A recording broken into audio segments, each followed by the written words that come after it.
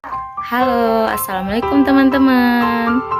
Nah, baiklah di sini perkenalkan nama saya Marisa Wulandari dengan NIM 2621210 akan sedikit menjelaskan tentang diagnosis kesulitan belajar.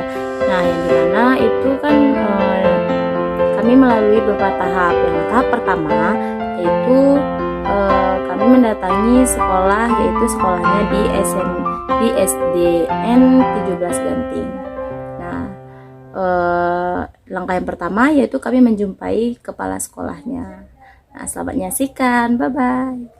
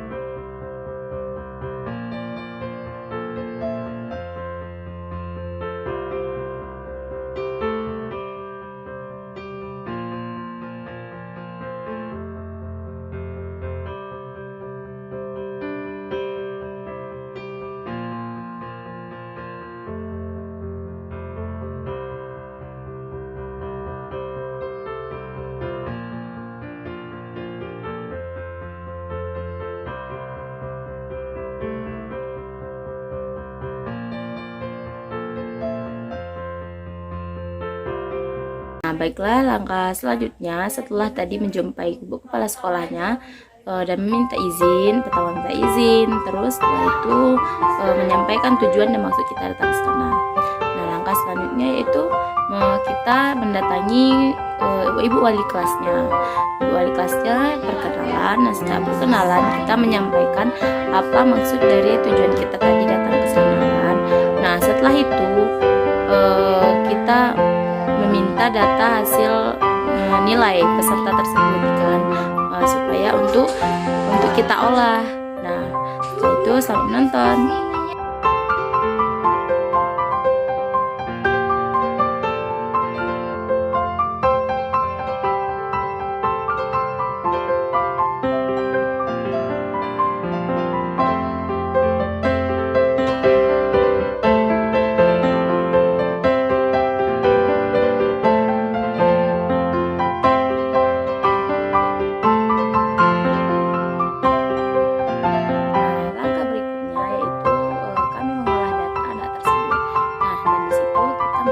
Satu anak yang bermasalah dalam belajar.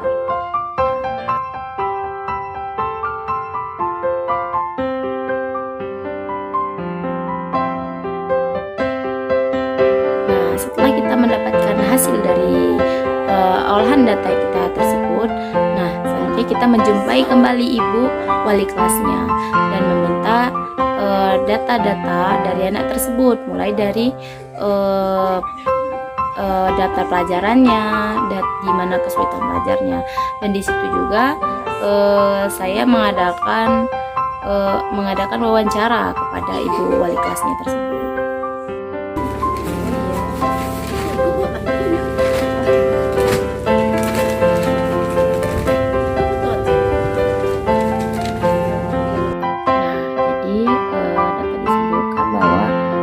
Dari wawancara saya terhadap ibu wali kelasnya, bahwasanya anak yang saya diagnosis ini dia mengalami kesulitan itu dalam belajar, seperti kayak matematika atau dalam pelajaran IPA.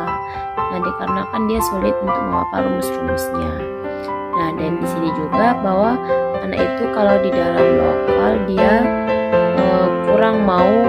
kurang aktif di dalam lokal, dan dia kalau di dalam lokal itu dia hanya berdiam diri, maksudnya dia tidak terlalu aktif atau menjawab pertanyaan dari guru atau apa, karena dia yaitu tadi, karena dia merasa dia kurang bisa dalam bidang itu. Nah, jadi dia di dalam lokal kalau masalah tentang pelajaran dia termasuk siswa yang tersisihkan, karena kurang kemampuannya di dalam pelajaran itu tersebut. yaitu kami menemui anak tersebut, anak yang memiliki kesulitan dalam belajar. Nah, yang dimana pas pengisian AUM PTSDL atau AUM umum tersebut, kami juga di sela-sela, nah itu kami mengadakan wawancara kepada anak tersebut.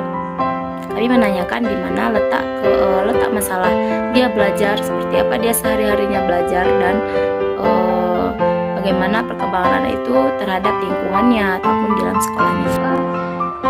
Pada umumnya, jalan.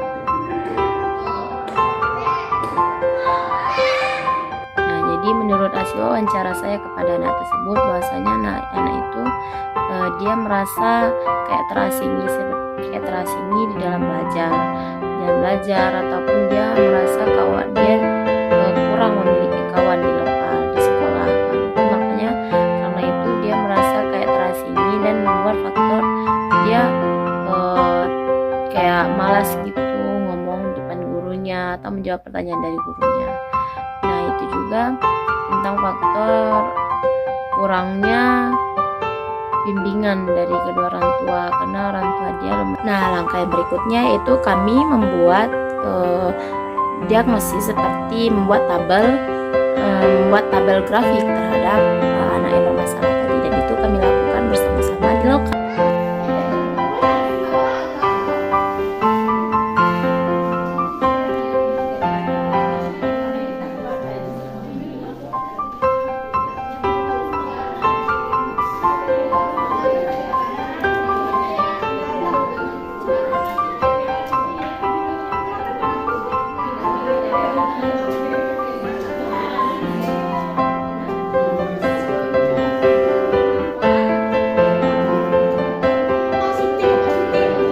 Ketiga yaitu kami pergi untuk menjumpai orang tua anak tersebut. Nah, yang dimana di sana kami melakukan wawancara terhadap orang tua dari anak tersebut.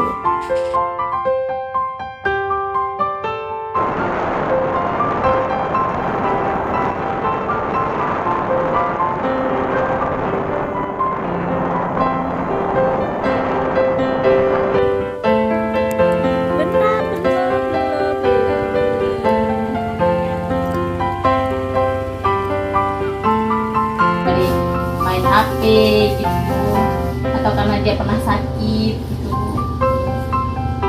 keseharian diculis di rumah gitu. Kalau di rumah sih gitu ya, diculis tuh kalau belajar tuh emang agak susah anaknya tuh.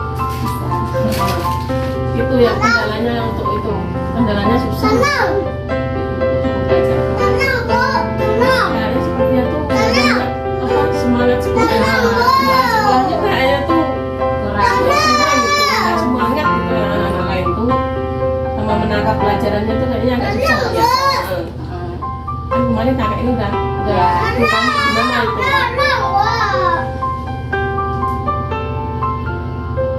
Nah, jadi setelah saya mewawancarai orang tuanya, maka bisa kita simpulkan bahwasanya anak itu memang mengalami kesulitan dalam belajar. Nah, yang kedua yaitu bahwa anak tersebut tingkat dunia main-mainnya atau dunia anak itu masih sering untuk bermain-main atau kurang bisa fokus dalam belajar. Nah, juga tentang faktor kalau seandainya memang anak itu sedikit pendiam anak itu, jadi dia kurang bisa untuk berinteraksi kepada orang banyak. Nah, karena terus faktor yang selanjutnya yaitu bahwasanya anak tersebut kurang bisa fokus terhadap apa yang dipelajarinya di dalam lokal. Nah, kalaupun seandainya dia di rumah, anak itu kalau seandainya disuruh belajar kurang bisa, karena juga terpengaruh oleh HP sekarang. Nah, karena jadi sebab itu anak itu mengalami kesulitan dalam belajar.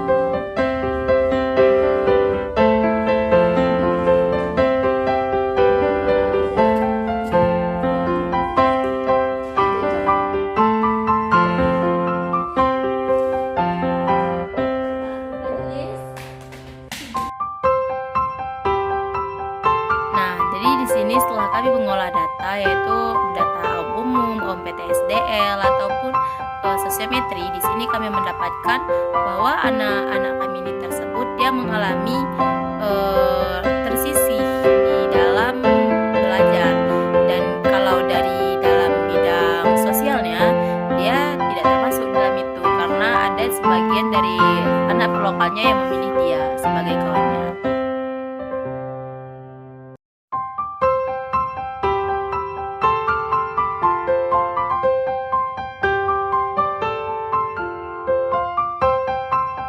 Nah, dengan berakhirnya pengolahan data yang kita lakukan tadi, maka berakhir juga video kita pada kali ini. Nah, saya Marisa Wandari pamit undur diri. Kalau ada kesalahan dari perkataan ataupun tingkah laku saya mohon maaf. Lebih dan kurangnya saya mohon maaf. Wabillahi taufiq wal hidayah. Assalamualaikum warahmatullahi wabarakatuh. Bye bye.